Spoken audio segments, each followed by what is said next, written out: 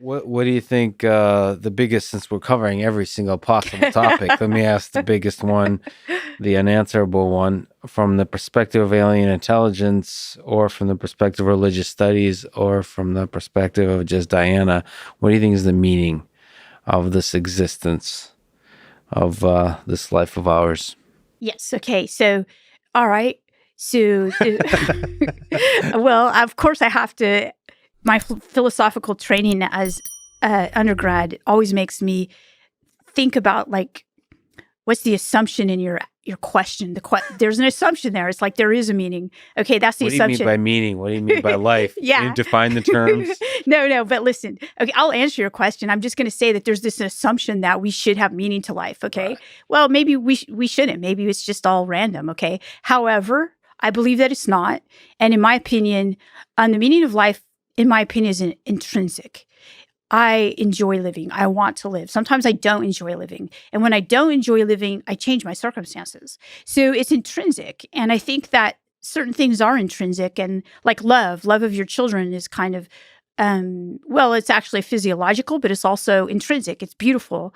You know, there's something about it that is intrinsically desirable. So I think the meaning of life is like that, intrinsically desirable. So it's something that just is born inside you based on what makes you feel good? No, that's hedonism. That's So, but where do you place love? Love of your children? Yeah, so basically, love of your children, by the way, is not always easy because they do things that they shouldn't do. You have to discipline them. That's one of the worst things about parenthood to me, is disciplining my children. I don't like to do that. I love them. So a lot of things that I do that I feel are good are not easy. So there's an intrinsic sense that, like, okay, let's take animals. Okay, so we have dogs and cats. Okay, so you might not, but I do. I told you about them. Can you share their names?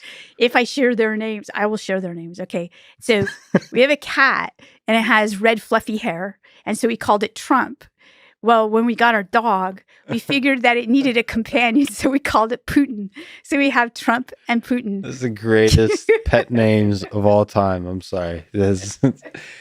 And or maybe we'll be able to share a picture of your cat, because this is awesome. It is really cute. Yeah. Very photogenic.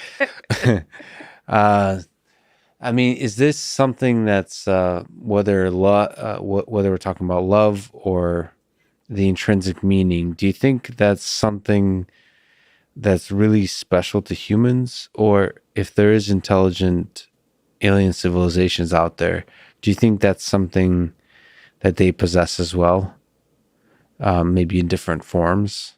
Like whatever this thing that meaning is, this intrinsic drive that we have, do you think that's just a property of life, of some level of complexity, that we will see that everywhere in this universe? In my opinion, and this is just my opinion, I do think that it is, but I also think that it can take different forms. So if there is like, think of gravity, right? Gravity kind of like makes stuff stick to it, right? It attracts stuff.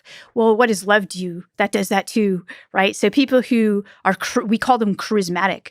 Charism, it means love. Charism means light and love.